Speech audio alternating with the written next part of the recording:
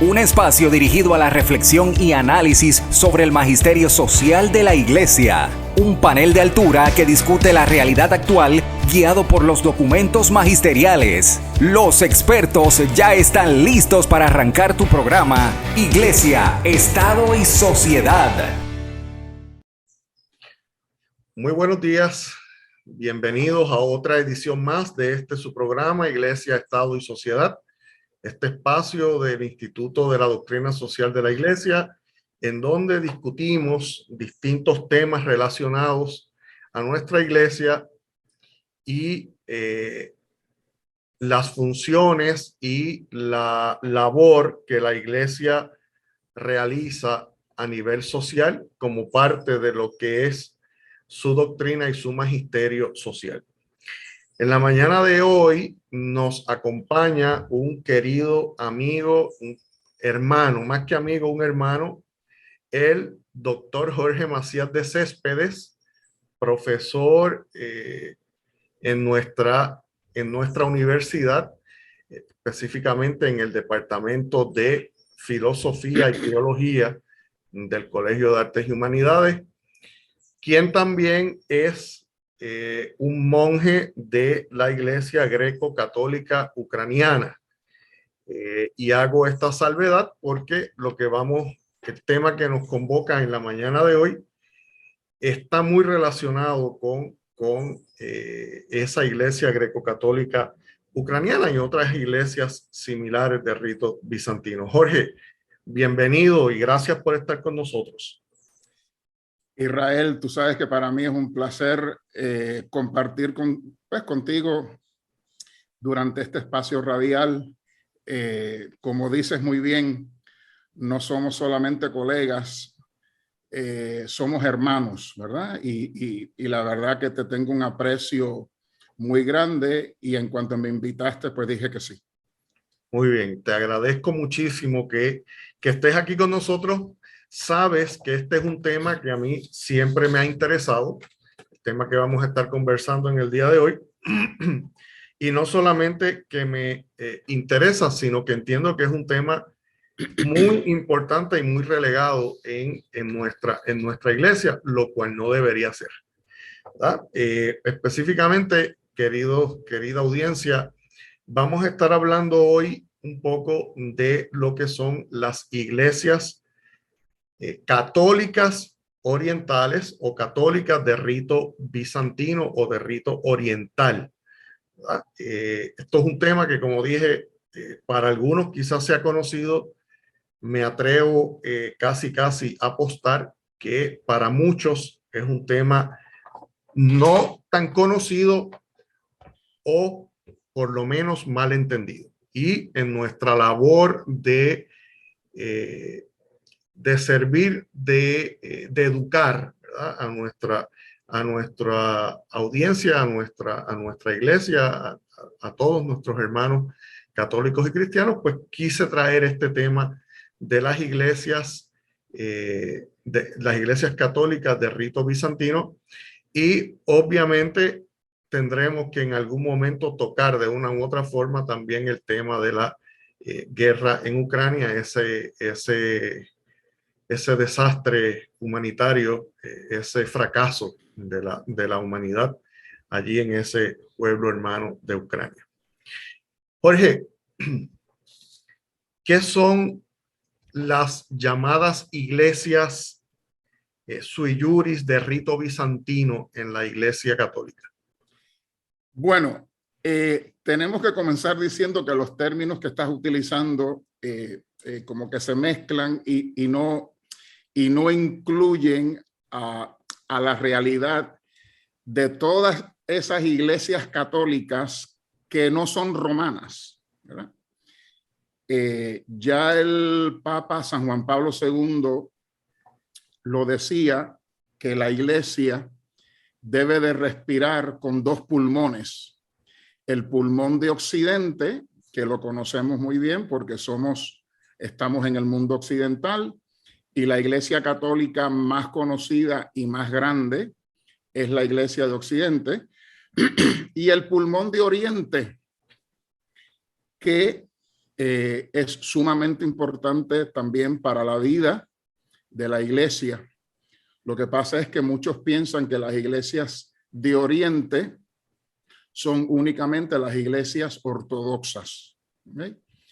Sin saber, y cuando digo esto, no piensen ustedes que únicamente los laicos no conocen de esto, no.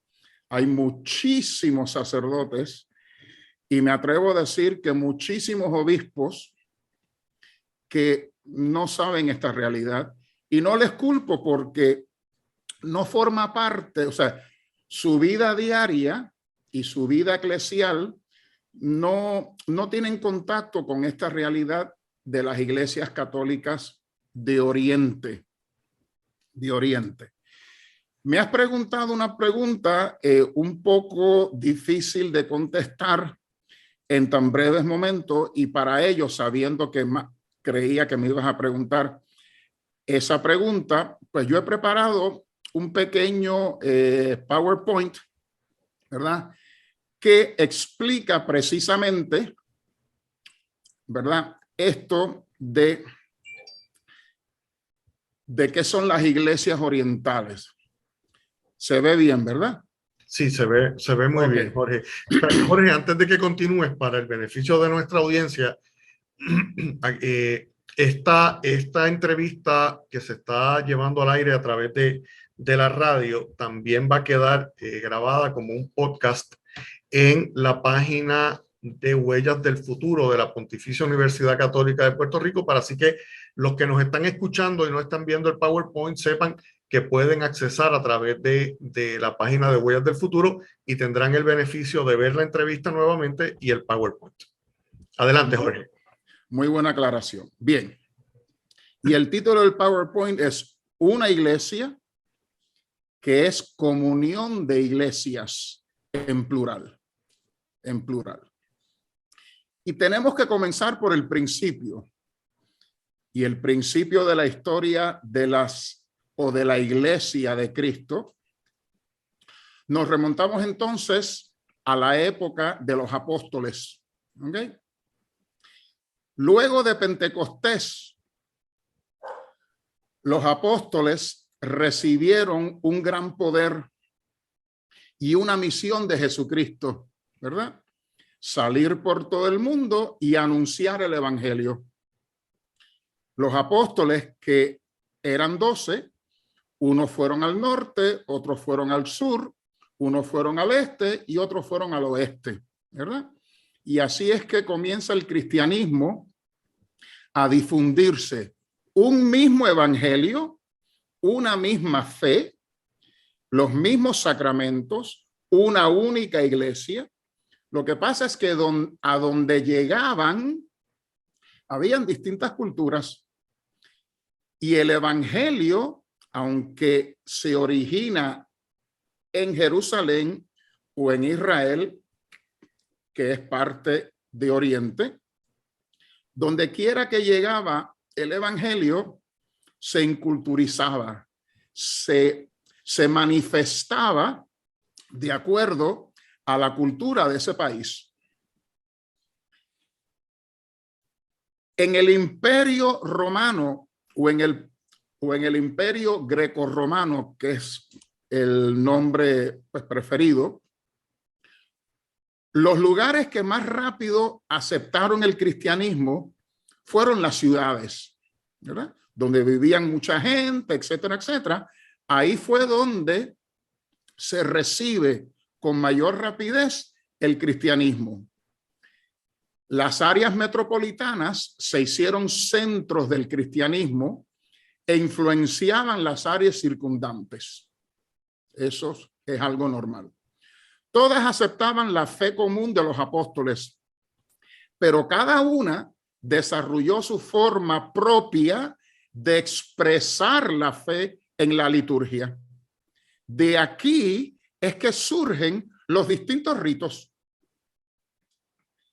Las metrópolis tenían gran influencia sobre sus alrededores, incluyendo prácticas eclesiales y políticas civiles, ¿verdad? O sea, que las regiones donde el evangelio va, tenían realidades distintas, se manifestaba la misma fe de modo distinto y ahí vienen los ritos distintos. Los obispos de estos centros metropolitanos grandes se les llamaban los patriarcas, una forma de llamarle padre, o papa, una forma familiar de llamarle también padre. Las 5 grandes ciudades o patriarcados en el tiempo del Imperio Romano fueron, número 1, Jerusalén, que de ahí es donde sale el cristianismo, evidentemente, que en los primeros siglos las metrópolis principales fueron Antioquía, Alejandría, Roma y Jerusalén. Lo que pasa es que Jerusalén ya en el año 70 fue destruida por los romanos. Entonces ya de donde comienza el cristianismo como una gran ciudad, como un centro grande del cristianismo, fue destruida. Por consiguiente, aunque era considerada como un patriarcado, no tenía gran influencia. Luego tenemos la ciudad de Antioquía, que está en Siria, que de hecho el primer obispo de Antioquía fue Pedro. Y para conocimiento de muchos, el patriarca de Antioquía es también considerado sucesor de Pedro. Y esto, pues evidentemente para muchos es decir, ay, pero no es el Papa de Roma. También, inclusive cuando el Papa de Roma y el patriarca de Antioquía se han reunido en reuniones ecuménicas, ambos reconocen la sucesión petrina que ambos llevan, ¿verdad? Y esto es algo muy interesante para saber. Fue aquí donde se comenzó a llamarles cristianos. Fue la primera sede de Pedro. De aquí el evangelio se propagó hasta Persia, Irán e Irak y hasta la India con Santo Tomás, ¿verdad? Y en la India hay cristianos desde el tiempo de los apóstoles. No son católicos romanos, son católicos de rito siro-malabar o siro-malankar de esta región de Siria que se extendió hacia el oriente. Seguimos con el próximo patriarcado. Tenemos el de Alejandría, que esto está en Egipto. Fue evangelizada por San Marcos, un fuerte centro del cristianismo, llevando la fe a Egipto y a Etiopía. Es en Egipto donde la tradición monacal, el monasticismo de la Iglesia Católica, comienza en Egipto. Y de ahí entonces sale a Oriente y a Occidente. Luego tenemos el Patriarcado de Roma, que todos conocemos, destino final de Pedro, siendo el primer obispo de Roma y martirizado, al igual que Pablo, en esa ciudad. El obispo de Roma tenía la distinción de honor de ser el sucesor de Pedro, cabeza de los apóstoles. O sea, que entre los patriarcas era el primero, el primado entre iguales, ¿verdad? Y eso es una frase, primus inter pares. Es el primero entre iguales. Por los primeros 1000 años, ese fue el concepto que se tenían entre los patriarcas.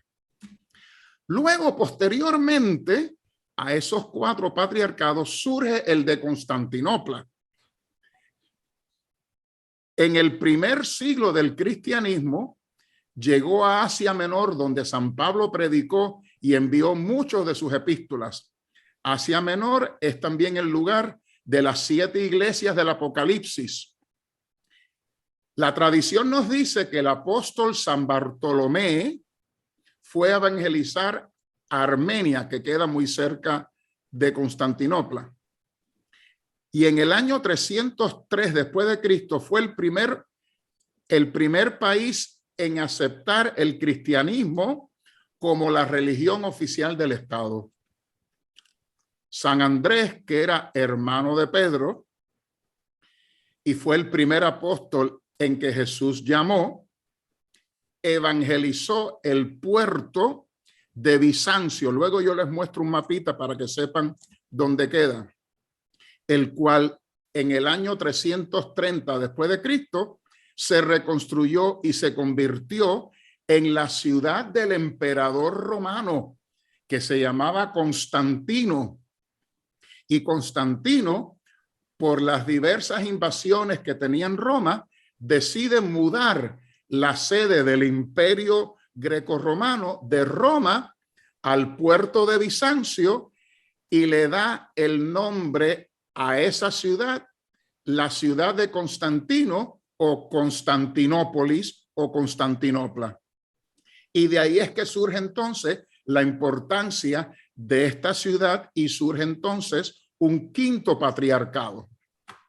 Si ven en el mapa aquí, ¿verdad? Pues tenemos Italia, Roma, tenemos la parte de Grecia, tenemos Antioquía, que es por Siria, Jerusalén, que está en Israel, y la parte norte de Egipto, que está entonces Alejandría.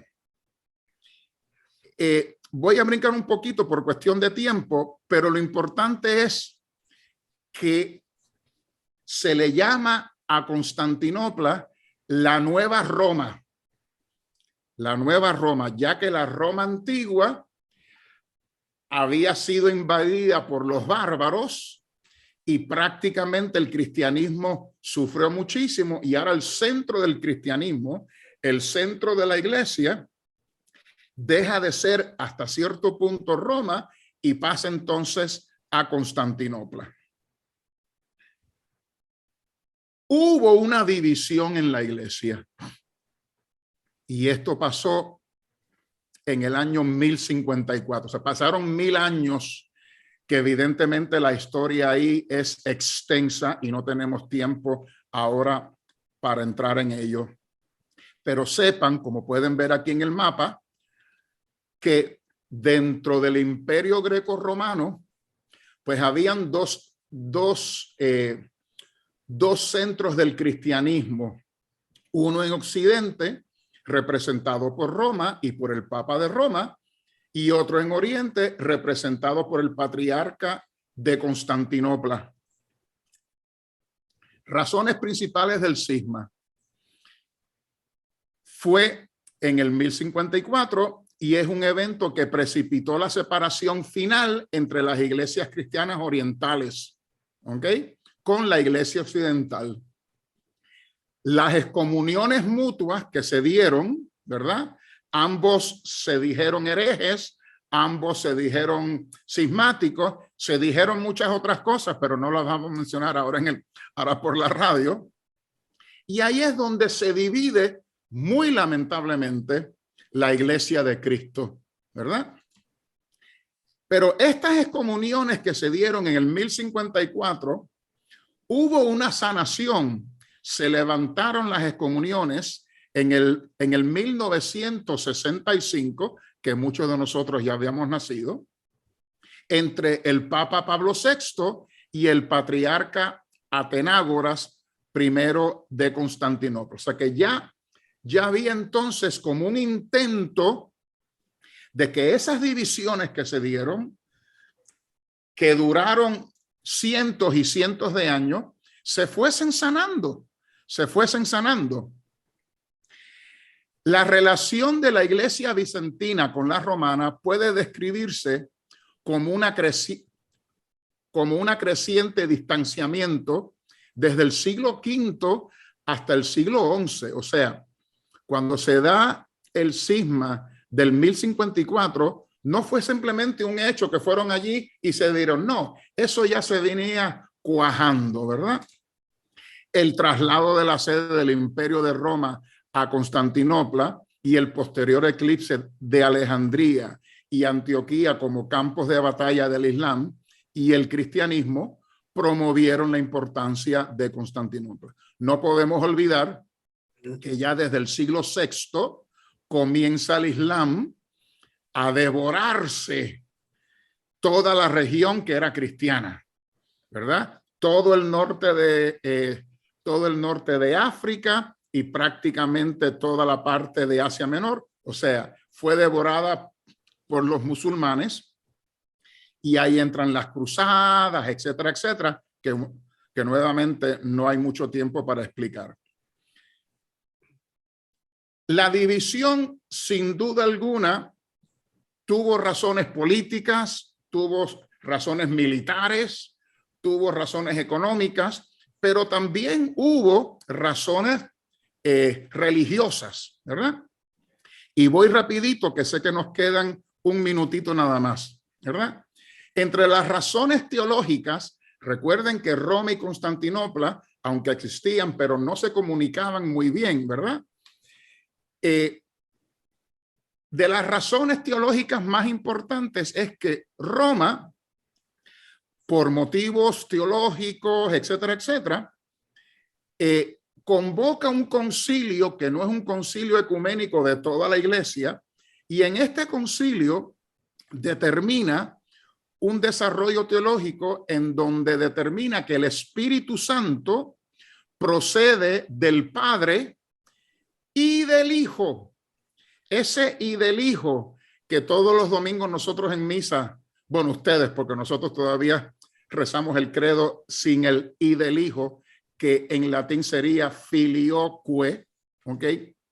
Fue una de las razones de esa división. Además del celibato clerical, que todavía las iglesias en Oriente, el celibato clerical es opcional, ¿verdad?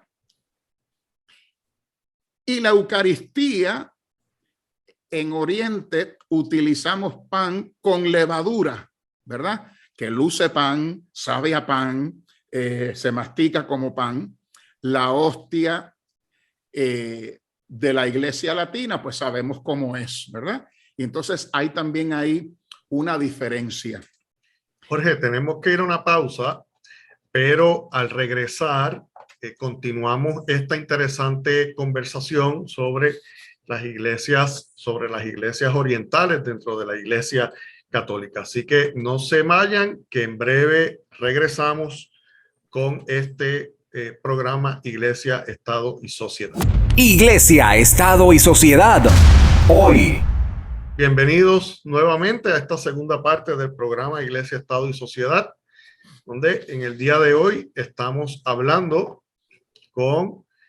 conversando con nuestro querido amigo y hermano, el doctor Jorge Macías de Céspedes, sobre las iglesias católicas de rito oriental o bizantino.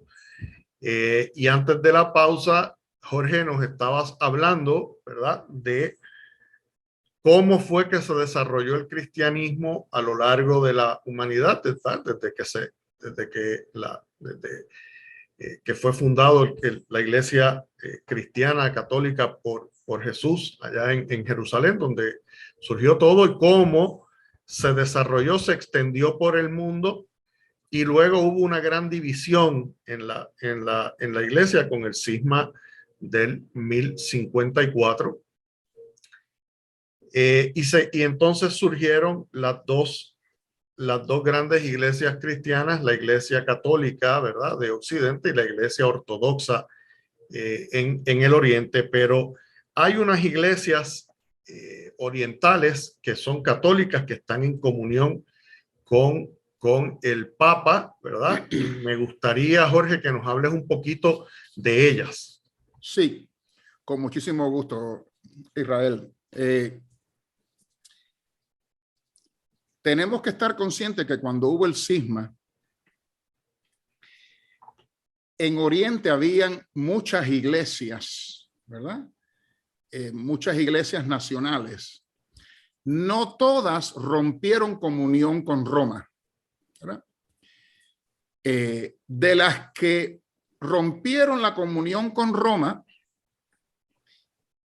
sobre todo las iglesias de la parte eslava, ¿verdad? Lo que hoy en día es Ucrania, Rusia, Bielorrusia. Hubo un intento en el siglo XVI de restablecer comunión con Roma. sin dejar las tradiciones propias de esos países, querían restablecer una comunión con el Patriarcado de Roma, con la sede de Roma. Y eso dio lugar a lo que le llamamos la Unión de Brest. Obviamente, no todas las iglesias ortodoxas del cisma estuvieron de acuerdo con este intento que se dio en el Concilio de Florencia en el año 1438 al 39. O sea que todavía habían la mayoría de las iglesias orientales que llamamos ortodoxas no estuvieron de acuerdo con ello. Pero hubo unos grupos que sí.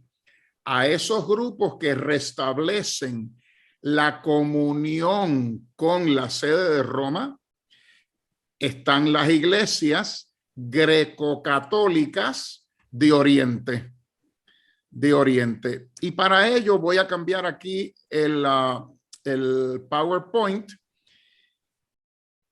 y vamos a dedicar unos minutos importantes, pues precisamente a explicar qué son estas iglesias católicas que estamos en comunión con las iglesias que están en comunión con Roma, ¿okay? Que son las iglesias católicas orientales. La importancia de la iglesia, de la unidad de la iglesia, no es que seamos todos igualitos. La unidad exige la diversidad y en la diversidad es donde está la riqueza.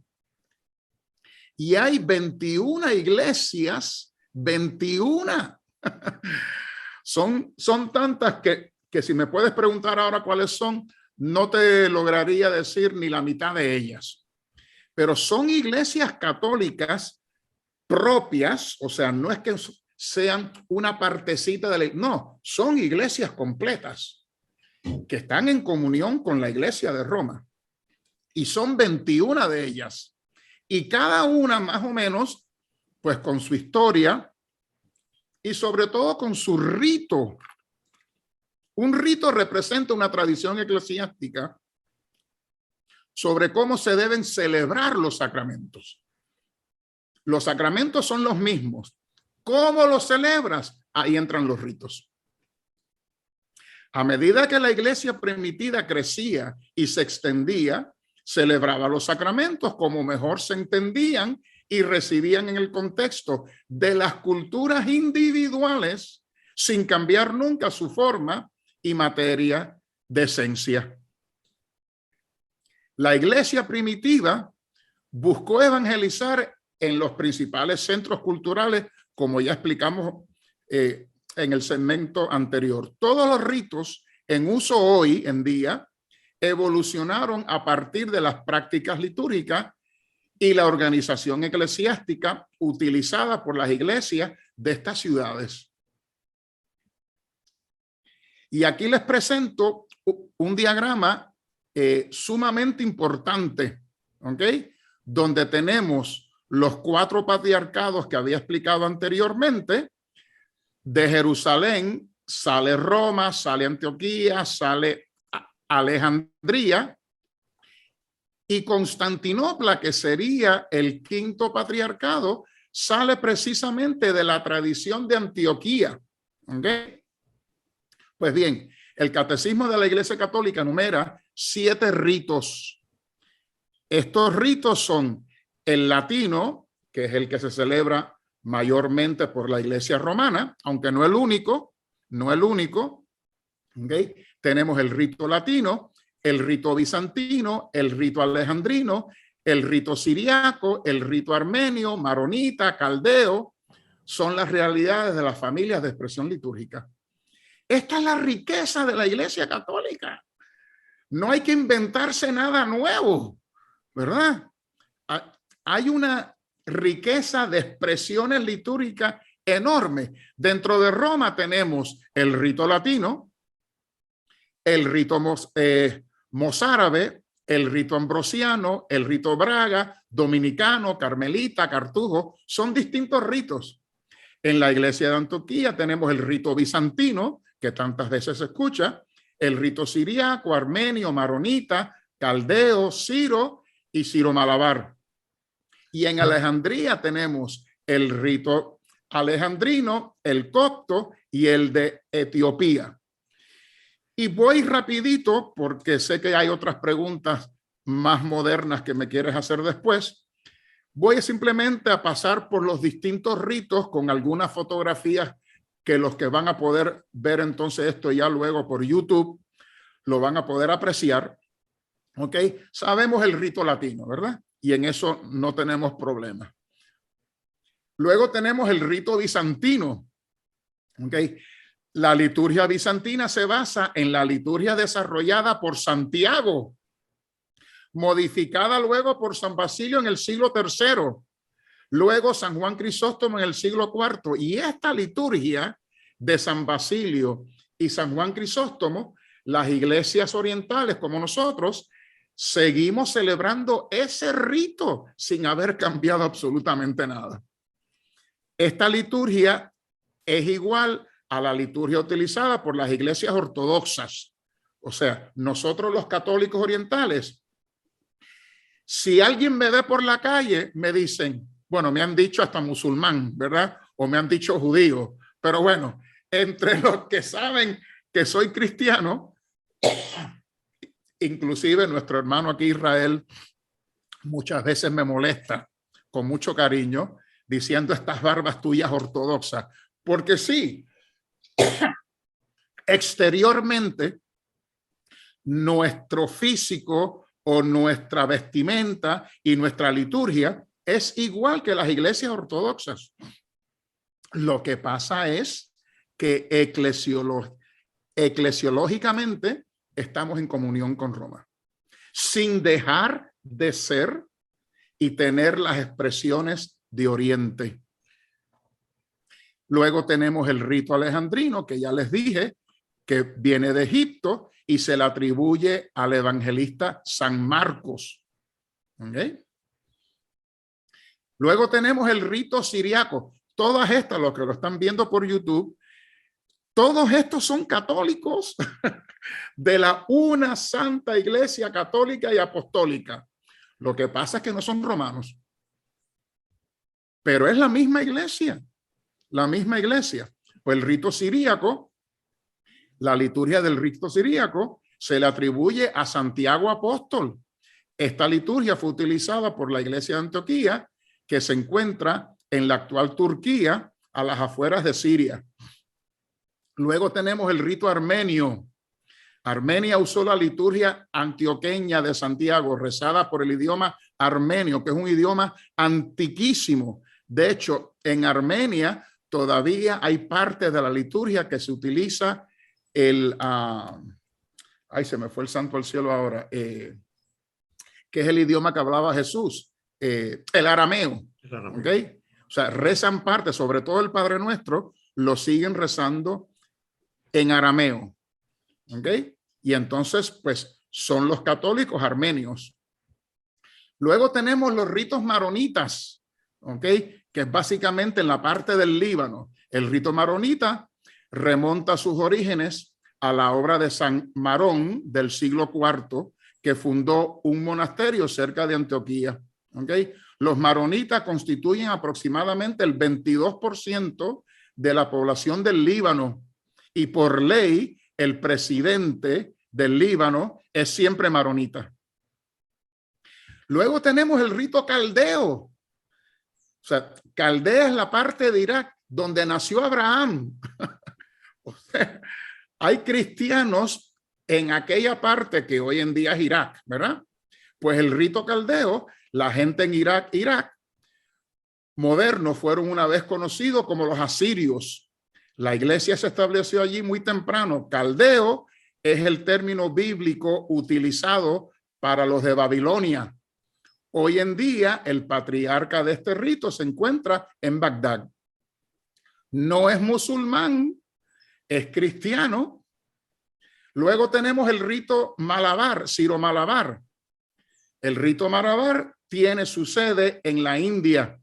El rito malabar generalmente se agrupa con la familia caldea de ritos porque la iglesia siria, más tarde conocida como la Caldea, proporcionó sus obispos hasta que los portugueses, los misioneros portugueses que iban a colonizar esa región, se hicieron cargo de esta tarea.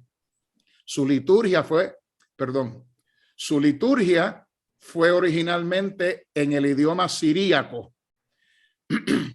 Resumiendo, todos los ritos de la Iglesia Católica son de igual dignidad e igualmente válidos. O sea, no hay un rito que diga, nosotros somos mejores que ustedes, nosotros tenemos preponderancia sobre ustedes. No, todos los ritos, todas las iglesias católicas que están en comunión con la iglesia romana, cada una tiene su propia dignidad y su propia importancia. No depende nada de que, es que Roma está haciendo alguna concesión con nosotros. No, cada una es importante.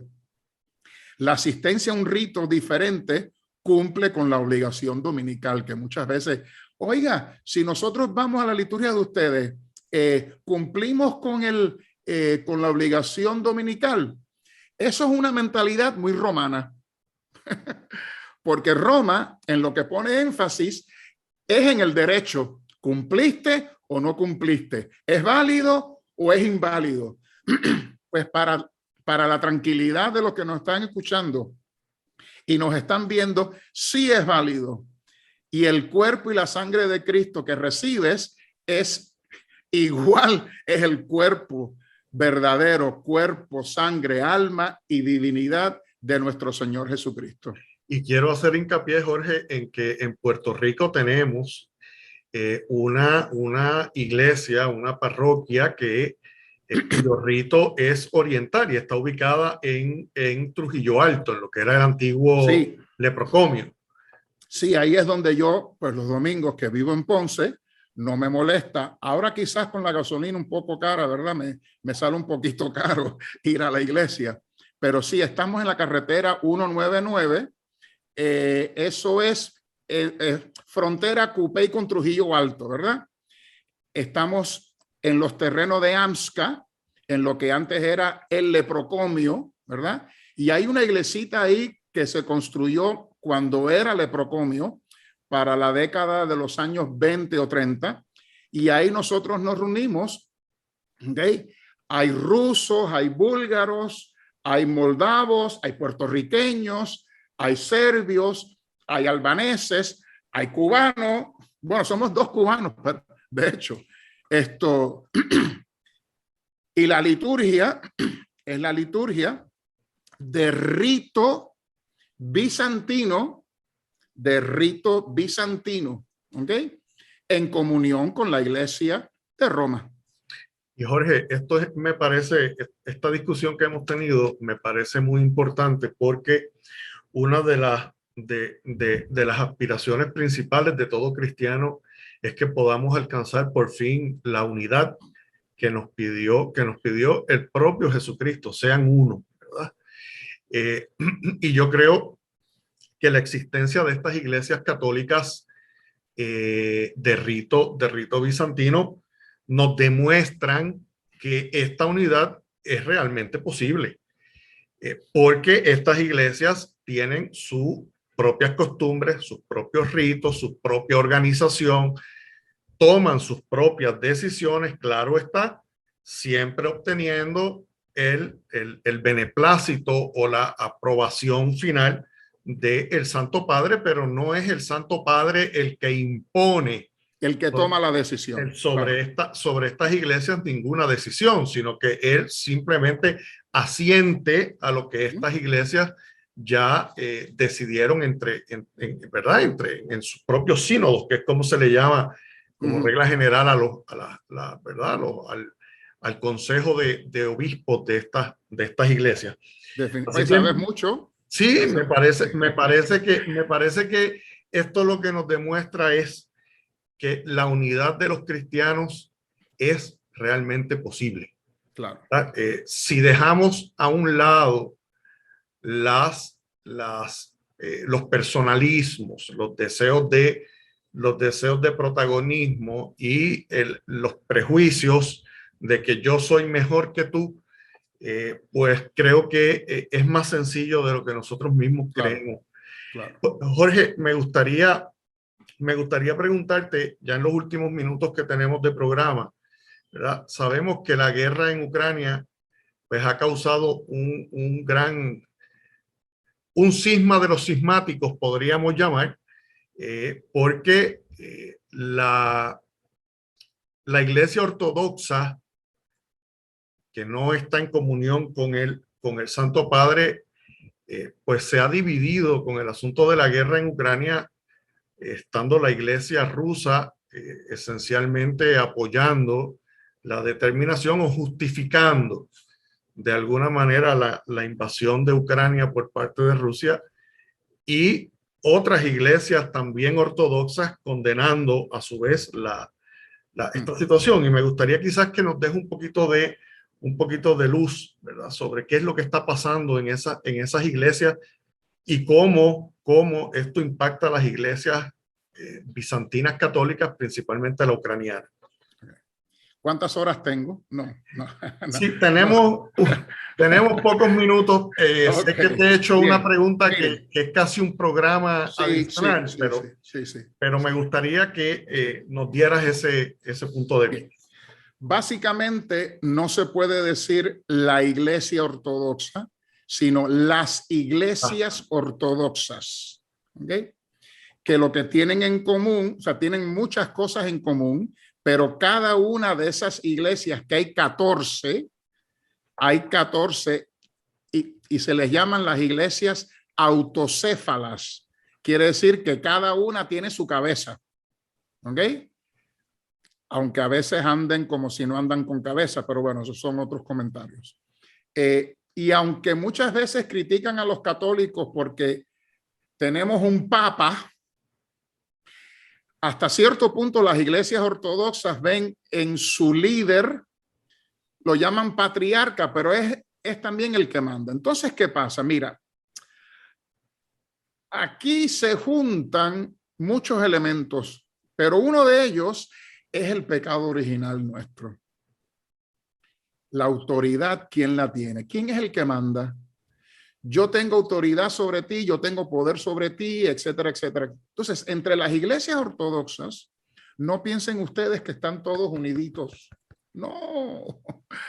Hay grandes divisiones y unos se excomulgan a otra y vuelven a entonces. O sea, a lo largo de la historia, o sea, hablan del gran cisma, pero el gran cisma, porque hay pequeños sismitas, ¿verdad? A lo largo de la historia, entre ellos mismos.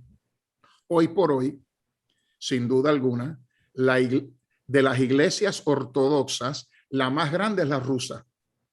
¿Okay? Y Rusia, que viene a ser patriarcado ya prácticamente en el siglo XIV, o sea, los otros días, ¿ok? Pues evidentemente los rusos les gusta el sentirse que dominan. Y lo que está pasando en Ucrania no solamente es por razones religiosas. Ahí se mete la política y esa mentalidad rusa del mundo ruso y la Rusia santa, ¿verdad? Y se mezcla, como a lo largo de la historia ha pasado, porque esto no es nuevo, donde se mezclan los intereses políticos y religiosos, que es una vergüenza, es una vergüenza. Y hoy por hoy, nosotros en las iglesias orientales y en las iglesias ortodoxas, estos días es Semana Santa. Hoy estamos grabando un sábado, ¿verdad? Ayer fue el Viernes Santo y mañana va a ser el Domingo de Pascua. Y yo quisiera saber si los rusos, que el patriarca de Rusia apoya la decisión del gobierno ruso de intervenir en Ucrania, a ver si por lo menos se digna de respetar la fiesta de las fiestas, la Pascua de nuestro Señor Jesucristo, con un cese al fuego.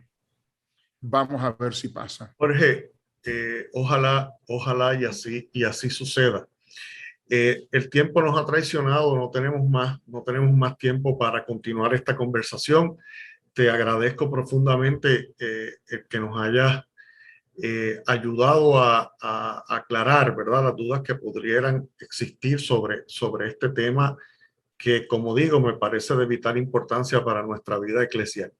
Desde ahora me atrevo a decirte que te voy a invitar próximamente para que conversemos ya de un tema que tú conoces muy bien, que es el tema del ecumenismo. Otro de los grandes temas mal entendidos por muchas personas dentro de nuestra iglesia. Así que te emplazo desde ahora a que en el futuro te voy a invitar nuevamente. Sin más tiempo, tengo que despedir esta edición. Gracias a todos por su sintonía y nos vemos la próxima semana en otra edición más de su programa Iglesia, Estado y Sociedad. Que tengan muy buen día. Iglesia, Estado y Sociedad es una producción del Instituto de Doctrina Social de la Iglesia de la Pontificia Universidad Católica de Puerto Rico. Tienes una cita la próxima semana a esta misma hora, porque el análisis y la reflexión continúan. Iglesia, Estado y Sociedad, una producción de la Pontificia Universidad Católica de Puerto Rico.